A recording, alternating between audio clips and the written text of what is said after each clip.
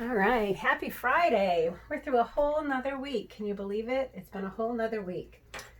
Okay, well, today we're going to be talking. We've been talking all week about inferences and characters and learning about our characters. Today we're going to do kind of a fun one. I really like this one today.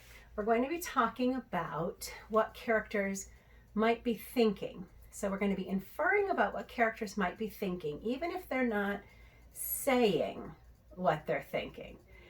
So we really have to infer this. So we have to think about the situation that the character's in and what's happening. And we have to use our background knowledge to kind of infer what might be going on in their head. All right, so I made this little thinking bubble. It's not a speaking bubble. It has these dots going. It's not a talking bubble because it's not what the character says. It's what the character is thinking. You know how sometimes a situation is going on and something's happening maybe with your friends and they're doing something and you might not say something out loud, but you might be thinking like, what the heck are they doing? Right? You won't say that out loud. Or maybe a friend comes to school one day and they are soaking wet, right? Like it's not even raining outside. Maybe it rained the day before, but they're soaking wet. And maybe they came in and they said, I was jumping in mud puddles on my way to school today, and they're all muddy and stuff. And you're looking at them, and you don't want to be rude, but you kind of look at them, and your thought bubble, right? Your thinking is looking at them and going, are you crazy? Don't you know we have to go to school all day and you're going to be sitting around in wet clothes? Right? Might not say it out loud, but it might be what you're thinking. So we're going to be talking today about some characters and what we think they might be thinking in different situations in stories. And we can use that to help us understand a story better if we think about what a character might be thinking in that situation. So on my board today, I put down some of the books that we read this year, some of our titles that we've seen before. And I wrote in here, what's in the bubble? The thinking bubble. What's in the bubble? So I wrote that down. And I thought of some different situations that happened in each one of our stories that we're pretty darn familiar with. And I made some bubbles, some speech bubbles. So I want to see if maybe you agree with some of the things that I thought maybe the characters were thinking. So if you remember back to fourth grade Rats, there's Suds and Joey. And there was also this character right here. Do you remember Judy? Right? And Suds really liked her. And do you remember the part, and it's right here on the cover, do you remember the part when she invited him over to her house after school because he was being all cool and everything was, he had turned into a rat and he was being really tough. And she invited him over and her cat got out and the cat went up in the tree and he climbed up in the tree. But if we use our background knowledge and we think about Suds and we think about what we know about him as a character, we know that he's afraid of heights, right? He's scared of heights. So when he's up there in that tree, I was imagining what he was thinking when he was up in that tree. Not what he said, because he wanted to kind of play it cool. But I was thinking, what is he thinking when he's up in that tree? So I made a bubble, and this is what I thought he might be thinking. I thought maybe he's thinking this. Oh no, what am I doing up here? How will I ever get down without looking like a dork? Right? I'm thinking, he might have been thinking that when he was up in that tree because he wanted to impress Judy Billings, right? So that was my thought bubble for this book. I thought that's what he's thinking. Okay, let's take a look at the next one, Mason Buttle. Remember Mason Buttle?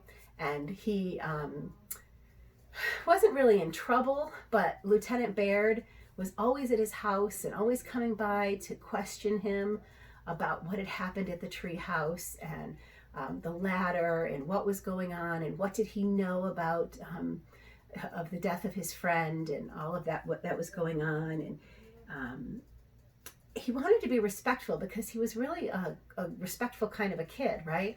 He wanted to be respectful, so he was always kind and polite to the lieutenant. But I was thinking that probably when he saw that PD Cruiser in the driveway and he knew that Lieutenant Baird was coming over, this is what I was thinking, that he probably thought about that situation. I bet his thought bubble said something like this: why won't Lieutenant Baird just leave me alone? Do you think he might have been thinking that some of the time in that book when he saw that PD Cruiser 003 in his driveway? Why won't he just leave me alone? Right? He didn't want to be questioned all the time. All right, how about this one? Number the Stars. Remember Anne Marie? And she had to go take Uncle Heinrich that basket of food, and she was pretending to be a silly schoolgirl just skipping along. But we know that in the bottom of that basket there was that napkin. Remember that special napkin that would they would have the dogs smell it, and it would take the dog's sense of smell away, so that they would throw them off the scent of anybody that was hidden in the boats, the Jews that were hidden in the bottom of the boats. And she was skipping along through the forest, and she came across those guards. Remember, they stopped her, and it was really scary for her. And they stopped her, and they said, "What's in your basket?" And she knew that in the bottom of the basket that handkerchief was hidden, but she didn't know it was a handkerchief at the time, right? She just knew there was something in the bottom of her basket that she was taking that was really important to the mission of getting the Jewish people to Sweden, right? So I'm thinking that as she was there and waiting for them to search that basket, I bet this is what she was thinking. It didn't say this in the book, but this is just what I bet she was thinking. Please, please don't look in the bottom of the basket. I bet she was kind of pleading. Oh, please don't let them look in the bottom of the basket. I hope they just move on, right? I imagine her thinking that in that story. And then the last one we just finished Ember, right? And I was thinking about the situation in that story when Lizzie Biscoe had those groceries, and the next day Lena confronted her about where she got those groceries, and Lizzie was telling her about her boyfriend Looper, remember, and how he got things from the storerooms, and he was keeping them for himself and sharing some with Lizzie, but he wasn't letting all the people of Ember know that there were still some good things left in Ember. He wasn't sharing that with everyone. And I was thinking, I wonder what Lena is thinking about her very best friend, right? They've been friends all these years, and now her friend is acting this way in a way that she's keeping things to herself, and she's kind of letting her greed overtake her. So I'm wondering what Lena was thinking. So here's my thought bubble for Lena. This is what I think she was thinking. What on earth is going on with her? How can she be so selfish? Do you think maybe that's what Lena was thinking at that moment? Yeah, that's what I'm thinking. So when you're reading your books, I want you to kind of read between the lines and think about, what is my character thinking right now? Even if they're not saying it out loud. Because Lena didn't say to Lizzie, "You're being selfish," right? She didn't come right out and say that. And Mason didn't say to Lieutenant Baird, "Leave me alone," right? But we can kind of guess that these are some of the things that they were saying. So I want you to try this in your books with your characters. What could they be thinking kind of behind the scenes? All right, give that a try. All right, so before I go, I want to talk to you again about IXL. You're going to be doing you're going to be doing N today. And on N, it's a reading passage. So it's going to be reading nonfiction about animals today. So you're going to choose N, and you're going to choose it doesn't have a number with it today. It's just N, and then it just has a title. I want you to choose the one reading about animals in the 4th grade tab. So this does have some stories, and they're a little bit longer stories, and some of them are a little tricky. So here's what I want you to do. I want you to try N and the animals and give it a shot. And if it seems a little bit tricky for you, then here's the trick. What I want you to do, I want you to go back out of it. I want you to go to the 3rd grade tab, because some of the 4th grade stories are tricky. So then I want you to go to the 3rd grade tab, and then you'll go to N.1. And there's also a reading about animals in 3rd grade. And the passages are a little bit shorter and a little bit easier.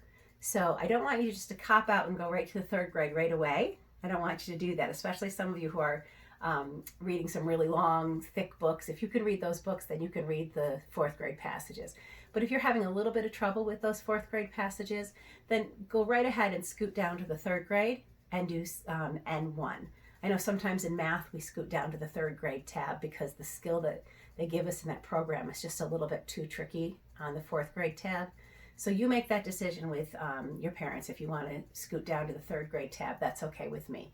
So either do N in the fourth grade tab about animals or N1 in the third grade tab. Either one is good for me. All right? All right, have a really great weekend, guys, and I will talk to you on Monday. Bye.